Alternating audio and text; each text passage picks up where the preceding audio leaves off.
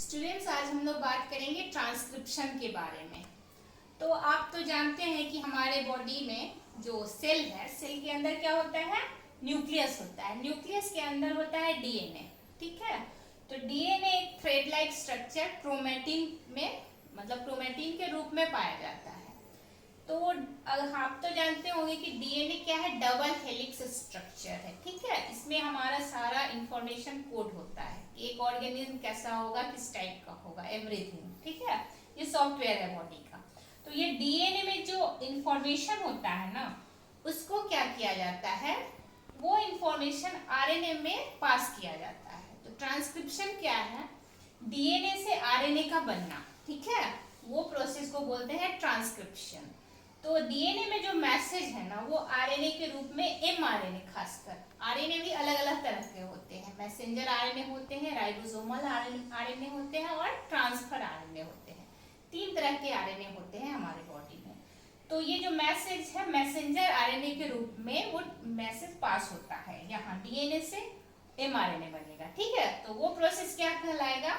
Transcription कहलाएगा। तो फिर इसके बाद का प्रोसेस जो होता है ना, ट्रांसक्रिप्शन के बाद होता है ट्रांसलेशन। तो ट्रांसलेशन में क्या होता है? ये एमआरएनए से प्रोटीन बनता है। फिर प्रोटीन के रूप में ही हमारा क्या होना है? प्रोटीन बहुत सारे रोल करते हैं हमारे बॉडी में प्ले, जैसे कि हार्मोन भी प्रोटीन है, एंजाइम्स भी प्रोटीन है, और भी बहुत सारे प्रोटीन का रोल होता है। तो प्रोटीन बनना है तो क्या होता है? डीएनए से पहले जो एमआरएनए बना, डीएनए में जो मैसेज था वो एमआरएनए में पास हुआ। ठीक है।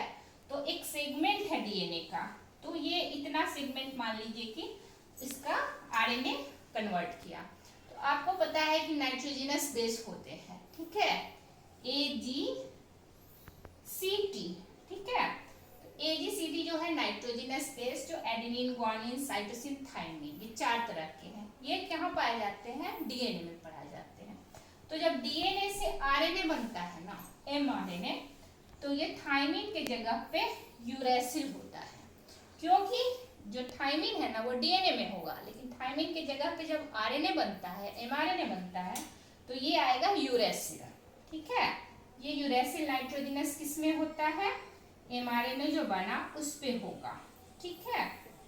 तो आप लोग फर्दर में बताऊंगी कि कैसे कैसे बॉन्डिंग होता है एडेनिन का ग्वानिन से, साइटोसिन का, ऐसे मतलब नाइट्रोजनस बेस पेयर में होते हैं। ठीक है। तो एडेनिन, ग्वानिन, साइटोसिन, थाइमिन, तो सी पेयर करता है ग्वानिन के साथ। ठीक है। जी करेगा साइटोसिन के साथ, और एडेनिन करेगा थाइमिन के साथ। लेकिन थाइमिन के जगह पे यहाँ क्या होगा? आरएनए है तो यूरेसिल होगा। ठीक है।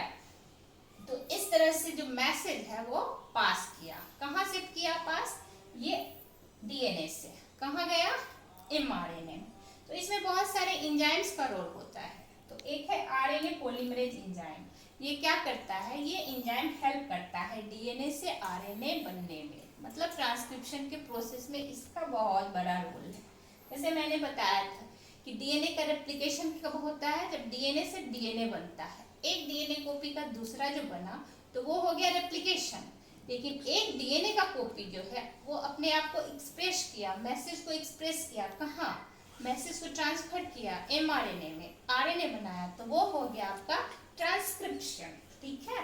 तो डीएनए का स्ट्रक्चर तो वैसे मैं आपको बता ही दी हूँ कि डबल हेलिक्स होता है, 2 रस्सी आपस में ट्विस्ट किए करके हैं।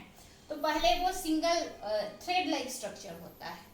फिर जब डीएनए का फर्दर होता है ना, रेप्लिकेशन वगैरह होता है, तो बाद में ये जो है ना थ्रेड लाइक स्ट्रक्चर, ये कंप्रेस हो जाता है। कंप्रेस स्ट्रक्चर जब बनाना, तो वो हो गया आपका क्रोमोजोम। तो आप थोड़ा भी कंफ्यूजन नहीं रखिएगा कि क्रोमेटिन और क्रोमोजोम में क्या अंतर है। तो क्रोमेटिन जो है वो थ्रेड लाइक स्ट्रक्चर है, एक्सटेंडेड फॉर्म में है। लेकिन जैसे कोई ऊन का धागा है, ऐसे ही फैला हुआ है, तो वो आपका क्रोमेटिन हो गया। लेकिन उसी ऊन से हम लोग कोई स्ट्रक्चर खास बना दिए, उसको बुन दिए और छोटा कंप्रेस्ड स्ट्रक्चर बना दिए, कोई डिजाइन बना दिए, तो वो क्या हो गया? क्रोमोजोम। तो ये एक बेसिक डिफरेंस है जो कि बहुत ध्यान में रखना है कि what is the difference between chromatin and chromosome. तो इतना तो आपको पता चल गया कि ट्रांसक्रिप्शन क्या होता है। ठीक है। और डीएनए हम में हिस्टोन प्रोटीन भी होता है। ठीक है।